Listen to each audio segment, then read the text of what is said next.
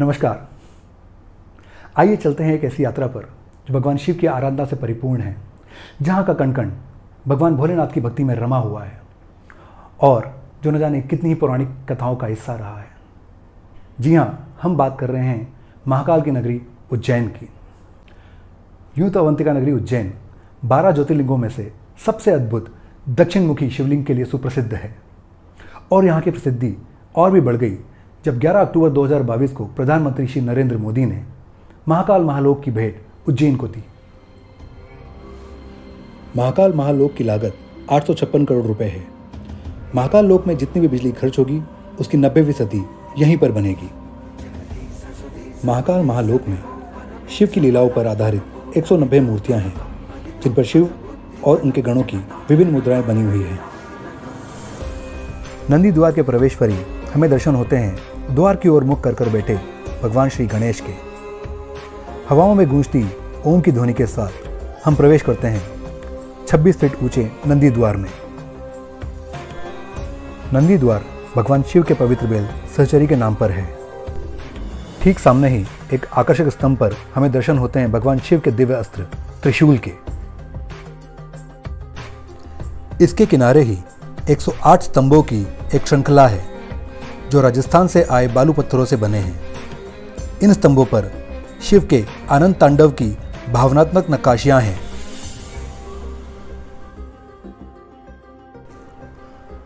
समीप ही दिखाई देगा कमल कुंड।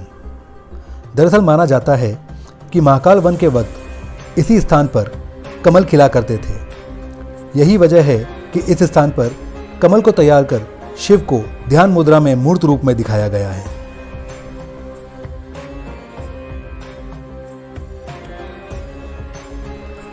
सप्तऋषि भगवान शिव के पहले शिष्य थे, जिन्हें स्वयं महाकाल ने ही दीक्षा दी थी। माना जाता है कि जिस दिन सप्तऋषियों ने महाकाल से दीक्षा ली थी, उसी दिन को गुरु पूर्णिमा के रूप में माना जाता है।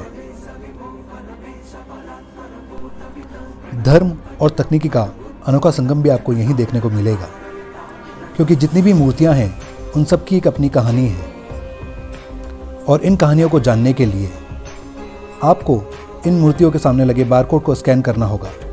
स्कैन करते ही मूर्तियों से जुड़ी कहानी ऑडियो और टेक्स्ट फॉर्मेट में आपके मोबाइल में आ जाएंगी। ध्यानमग्न सप्तऋषियों के बीच 54 फीट ऊंचा शिव स्तंभ नजर आता है, जिसके ऊपर 5 मुखी शिव, नीचे नाट्य मुद्रा में शिव और ठीक उनके नीचे शिव जी के 4 गहने डमरू, अर्धचंद्र, सर्प और त्रिशूल नजर आएंगे। ये हैं वीरभद्र, जो शिव के एक बहादुर गण और प्रथम अवतार भी थे, जिन्होंने शिव के आदेश पर दक्ष प्रजापति का सर धड़ से अलग कर दिया था। शिवपुत्र कार्तिकेय ने जब यमराज पर शक्ति अस्त्र से प्रहार कर यमराज के प्राण हर लिए थे, तब देवताओं की प्रार्थना पर शिव ने यमराज को भी जीवन दान दिया था। यहाँ पर विवाह प्रसंग में शिव लीला का शिव स्वरूप देखने को मिलता है। साथ ही दर्शन होते हैं चंद्रशेखर महादेव के। यहाँ शिव वर के वेश में है और जहाँ स्वयं चंद्र ने शिव के मुकुट का स्थान लिया था।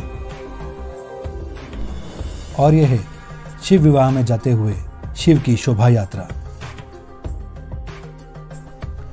शिवजी के वरदान पर संदेह कर जब रावण ने कैलाश पर्वत सर पर उठाया, तब शिवजी ने पैर के एक अंगूठे से कैलाश पर्वत को थोड़ा सा ही दबा दिया, जिससे रावण उसके नीचे आकर छटपटाने लगा और शिवजी को शांत करने के लिए उनकी स्तुति करने लगा।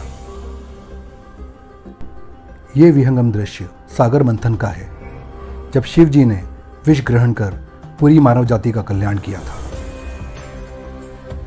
माँ गंगा के तेज प्रवाह के चलते उनका धरती पर सीधे आना संभव नहीं था। इसीलिए ऋषि भागीरथ के आग्रह पर शिवजी ने उनका प्रवाह कम करने के लिए पहले उन्हें अपनी जटाओं में प्रवेश करवाया और बाद में धरती पर।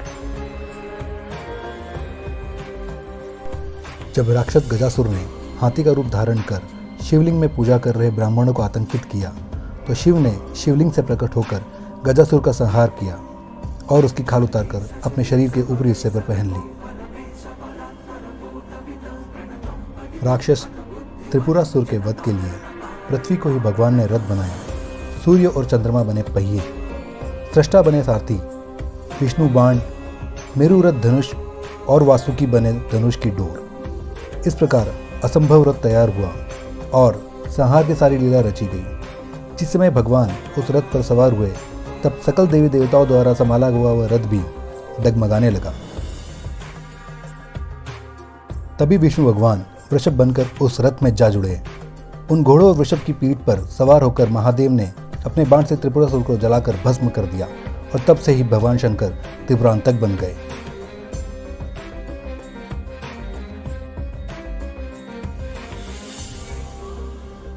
इस अद्भुत महाकाल लोक की यात्रा का अनुभव साझा करते हुए मुझे बहुत खुशी हुई। इस ब्लॉग के माध्यम से मैंने आपको महाकाल लोक के कुछ मुख्य आकर्षण दिखाने की कोशिश करी है। मैं आप लोगों से अनुरोध करूंगा कि महाकाल लोक का पूरी तरह से अनुभव करने के लिए आप स्वयं साक्षात जाकर इसका भ्रमण करें। अगर आपको ये ब्लॉग पसंद आया हो तो लाइक, शेयर और सब्सक्राइब जरूर करें। अपने सुझाव नीचे कमेंट बॉक्स में ज़रूर बताएं। अगले ब्लॉग में फिर मिलेंगे, तब तक के लिए जय श्री महाकाल।